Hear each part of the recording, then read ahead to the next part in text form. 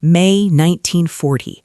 While the world watched in horror as Nazi tanks rolled across Europe, one of history's most twisted collaborators was just beginning her reign of terror. She wasn't German, she was French, and the screams of her victims would echo through the halls of Gestapo headquarters, earning her a nickname that still sends chills down the spine: the Hyena of the Gestapo. Before we dive into this dark chapter of history, hit that subscribe button and ring the notification bell.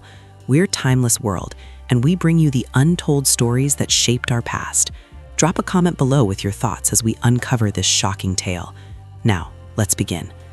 The Blitzkrieg begins. Early May 1940, Europe trembles as Nazi Germany unleashes hell. Since September 3, 1939, Britain and France have technically been at war with Hitler's regime, but the real carnage is about to begin. On May 10, 1940, German forces smash through France, Belgium, Luxembourg, and the Netherlands like a hurricane of steel and fire. Within weeks, Belgium and the Netherlands collapse. Between May 26th and June 4th, over 300,000 French and British soldiers scramble across the beaches of Dunkirk, desperately fleeing across the English Channel. Paris, the City of Light, falls into darkness on June 14th. 8 days later, French officials sign their surrender. But conquest isn't enough for the Nazis. They need local collaborators, French citizens willing to betray their own people.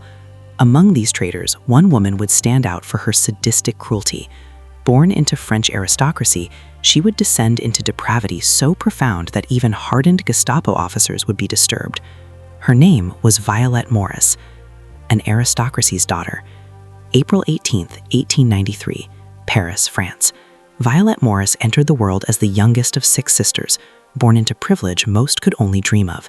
Her mother, Elizabeth Sacchini, was a wealthy heiress from Jerusalem's upper-class Arab elite. Her father, Baron Pierre-Jacques Morris, was a decorated cavalry officer. Everything about her early life screamed nobility and refinement. Young Violette attended a monastery school in Huy, Belgium, where British nuns, amateur athletes themselves, introduced her to sports: basketball, field hockey, cricket. She discovered she had a gift. More than that, she had an obsession. By age 15, she was training at a Paris boxing club under Billy Papke, an American champion who held the world middleweight title in 1908. This wasn't typical behavior for a French aristocracy's daughter in the early 1900s, but nothing about Violette Morris would ever be typical. War and transformation. July 28, 1914, the First World War erupts, and Violette's boxing club is transformed into a Red Cross station. In August, despite being openly lesbian, scandalous for the era, she married Cyprien Edouard Joseph Garau, in what was likely a marriage arranged by her parents to maintain appearances. 3 days after the wedding, Cyprien was shipped to the front lines. Violette volunteered immediately, working as an ambulance driver and courier. She became known for her fearlessness under fire, driving through artillery barrages that made seasoned soldiers weep. But in summer 1916, pleurisy struck her down. She spent months recovering in a military hospital and never returned to combat. November 11, 1918, the war ends. That same year, both of Violette's parents die, leaving her a massive inheritance. With no financial worries, she dove completely into athletics. In 1919, she began dressing exclusively in men's clothing. By 1923, her marriage ended in divorce, though some accounts claim Cyprien died in Egypt in 1920. The athletic phenomenon. Imagine a woman standing 1.66 meters tall, weighing 68 kilograms, with a stocky, masculine build. Now imagine her dominating nearly every sport she touched. Discus? Check. Shot put? Mastered. Water polo? She played on the men's national team because there was no women's team. Boxing? She fought men and often won. She played soccer for 2 major Parisian clubs and the French national team. She competed in road cycling, track cycling, car racing, motorcycle racing, airplane racing, horse riding, weightlifting, tennis, and swimming. Her personal motto said it all. What a man can do, Violette can do. 20 national titles, 10 international medals, over 150 athletic competitions, more than 200 soccer matches.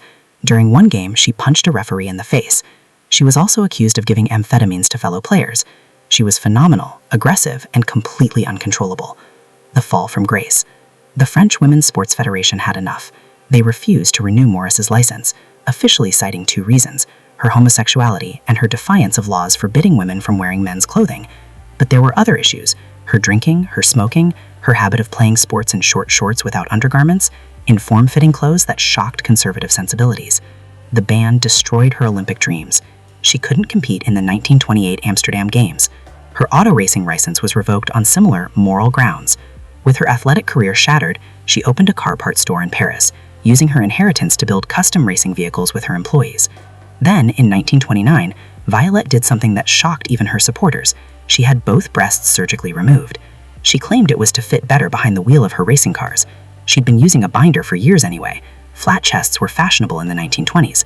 The media coverage was surprisingly positive, but the surgery cemented her reputation as someone who lived outside all social boundaries. Legal battles and bitterness. February 1930, Morris sued the French Women's Sports Federation, demanding reinstatement and 100,000 francs in damages. She argued she'd lost her livelihood. During the trial, prosecutors dug up an obscure 1800 law forbidding women from wearing trousers and used it against her.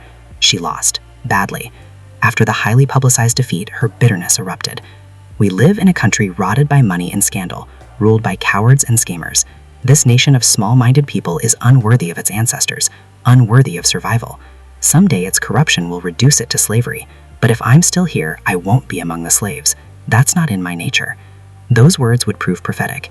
Descent into darkness. Despite her outcast status, Morris remained a fixture in Paris's artistic and bohemian circles. She counted entertainer Josephine Baker, actor Jean Marais, and filmmaker Jean Cocteau among her friends. She chain-smoked 2 to 3 packs of American cigarettes daily and spoke in vulgar, coarse language. Some even accused her of being a male transvestite. Her car parts business collapsed. By January 1933, she'd moved on to a houseboat called L'Amours in Neuilly-Saint-Jean, one of Paris's wealthiest suburbs. She dabbled in opera singing, occasionally appearing on radio broadcasts. That same month, January 1933, Adolf Hitler seized power in Germany. His regime immediately began preparing for war, and Morris, bitter and broke, was about to make a deal with the devil. The recruitment.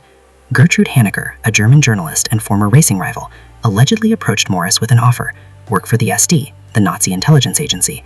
Morris had connections throughout France and combat experience from the First World War. The SD wanted information about French military positions, especially the Maginot Line defenses along the German border, and details about France's advanced Somme S-35 battle tank. Morris accepted. She survived by giving tennis and driving lessons and dealing in black market goods from her houseboat, all while feeding intelligence to Nazi Germany.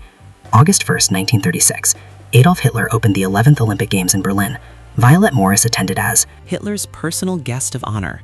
Some claimed she was the mistress of SS leader Heinrich Himmler, though no evidence supports this. Christmas Eve 1937, Morris shot and killed Joseph Lecam, a former legionnaire, aboard her houseboat. Lecam had been the lover of her best friend's wife and had threatened her during an argument. At trial in March 1938, she claimed self-defense and was acquitted. The occupation years. September 1, 1939, Germany invaded Poland. World War II began. May 10, 1940, the Battle of France started. By June 22, France had surrendered. During the German occupation, Morris worked as chauffeur for Christian Sarton du Jonche, a Nazi collaborator who recruited French officers for the Legion of French Volunteers against Bolshevism, a unit sent to fight on the Eastern Front in October 1941, where they suffered catastrophic losses. Morris helped confiscate gasoline for German forces and ran a garage requisitioned by the Luftwaffe on Boulevard Pershing in Paris, supplying spare parts to the German Air Force. In 1940, she received 600,000 francs for her services. She claimed she accepted the work because she dreamed of becoming an aviator and lecturing on women's sports in America. The Hyena emerges. But Morris's most horrifying role was yet to come. She began working directly for Helmut Knochen, commander of the security police in Paris. Her mission: infiltrate French resistance networks and disrupt British Special Operations executive activities supporting the underground fighters. Morris didn't just spy. She participated in interrogations. She tortured prisoners. Specifically, she specialized in torturing female resistance members. According to survivors' accounts, she enjoyed it. The pleasure she took in inflicting pain earned her a nickname that would haunt her legacy: the Hyena of the Gestapo.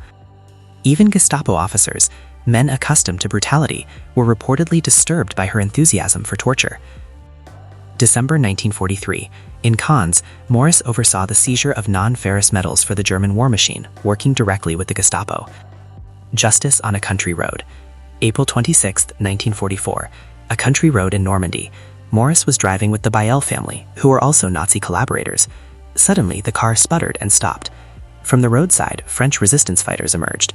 They opened fire. Bullets tore through the vehicle. When the shooting stopped, everyone inside was dead. 3 adults and 2 children, ages 14 and 15. Violette Morris, age 51, was riddled with bullets. Her body was taken to a morgue, where it lay unclaimed for over a year. In September 1945, she was finally buried in an unmarked communal grave. The circumstances of her death remain disputed. One account claims London sent orders, "Shoot Violette Morris, spy, immediately and by all means." According to this version, resistance members sabotaged her car's engine, forcing it to stop. Another theory suggests it was a case of mistaken identity. The resistance thought they'd found a different collaborator and opened fire. A third possibility claims the attack targeted the Bael family, not Morris, though she was known to be traveling with them. Whatever the truth, one thing is certain: nobody mourned Violette Morris. No family claimed her body, no friends attended her burial. The woman who betrayed her country, who tortured her countrymen, who chose collaboration over conscience, died alone and unmourned. Legacy of betrayal. Violette Morris's story is a cautionary tale about bitterness, revenge, and the human capacity for evil. Born into privilege, blessed with extraordinary athletic talent, she could have been remembered as a pioneering female athlete who challenged gender norms. Instead, she's remembered as a monster. Her exclusion from sports was unjust. The 1928 ban was rooted in homophobia and sexism. But her response to that injustice, betraying her nation and torturing innocent people, was unforgivable. Pain doesn't justify inflicting pain. Discrimination doesn't excuse collaboration with genocidal regimes. Morris chose her path, and that path led to an unmarked grave, despised and forgotten. That's the shocking story of Violette Morris, the hyena of the Gestapo. History is full of dark chapters like this, stories that need to be told so we never repeat them. If you found this video eye-opening, smash that like button, subscribe to Timeless World, and hit the notification bell so you never miss an episode. Share this video with anyone who loves history, and let us know in the comments what other untold story should we cover next. Thanks for watching, and we'll see you in the next episode. Remember, those who forget history are doomed to repeat it.